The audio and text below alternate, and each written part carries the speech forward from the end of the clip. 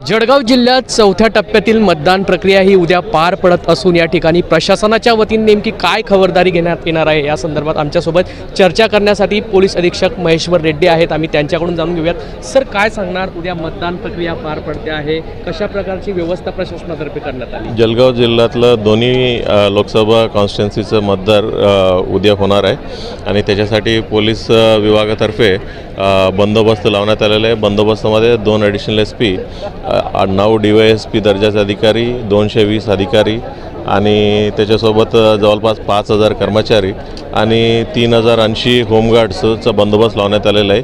प्रत्येक EVM सोबत आपला कर्मचारी आणि एक होमगार्ड नेमण्यात आला आणि ही जे कर्मचारी आणि होमगार्ड लावले तो पूर्ण ही पोलिंगची प्रक्रिया झाल्यापर्यंत त्यांच्यासोबत राहणार आहे आणि पूर्ण पोलिंग प्रक्रिया झाल्यानंतर इथं डिपॉझिट झाल्यापर्यंत त्याच्यासोबत राहणार आहे।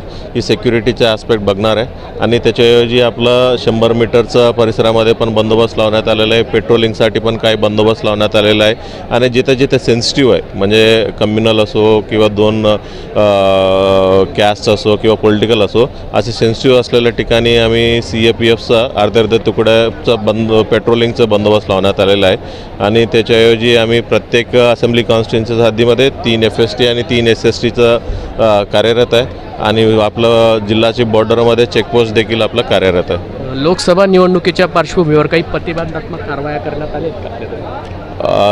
जसा मॉडेल कोड ऑफ कंडक्ट आचारसंहिता लागू झाल्यापासून जवळपास 8300 प्रतिबंधक कारवाया करण्यात आलेल्या आहे। त्याच्यामध्ये 107चं बॉन्ड असो, 110चा बॉन्ड आणि त्याच्यामध्ये 40 लोकांना आम्ही तडीपारी देखील केलेला आहे।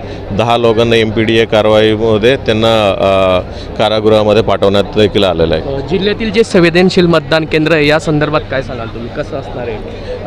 जिल्ह्यातली राजकीय दृष्टी किंवा कम्युनल अशा दृष्टीत संवेदनशील आहे, तिथं आम्ही CAPFचा बंदोबस्त लावण्यात आला, सेंट्रल आर्मड पोलीसचा। तिथं 90 ठिकाणी आम्ही निवडलं आणि त्या सर्व ठिकाणी आपला पेट्रोलिंग राहील। सर, जनतेस काय आव्हान आपलं असणार आहे? आपलं पोलिसांतर्फे आणि आपलं पूर्ण इलेक्शन मशिनरीचं पूर्ण तयारी झालेलं आहे। कोणताही भीती न ठेवता तुम्ही सर्व लोकांनी बाहेर या, वोटिंग प्रक्रियेमध्ये सहभाग व्हा आणि तुम्ही सर्वांनी मतदार करा। मतदार करणं तुमच्या सर्वांचा हक्क आहे, जबाबदारी देखील आहे। सर्वांनी मतदार करा, मी करणार आहे, तुम्ही लोकांनी पण सर्व या आणि बाहेर वोटिंग करा। नक्कीच या ठिकाणी पोलीस अधीक्षक महेश्वर रेड्डी यांनी सांगितलं आहे, मी मतदान करणार आहे, आपणही मतदानाचा हक्क बजवा, असं आवाहन पोलीस अधीक्षक महेश्वर रेड्डी यांनी या ठिकाणी केलं आहे। कुठलाही अनुचित प्रकार घडू नये यासाठी पोलीस प्रशासन हे खबरदारी घेण्यासाठी सज्ज असल्याचंही त्यांनी या ठिकाणी सांगितलं आहे। जुगल पाटील, जय महाराष्ट्र न्यूज, जळगाव।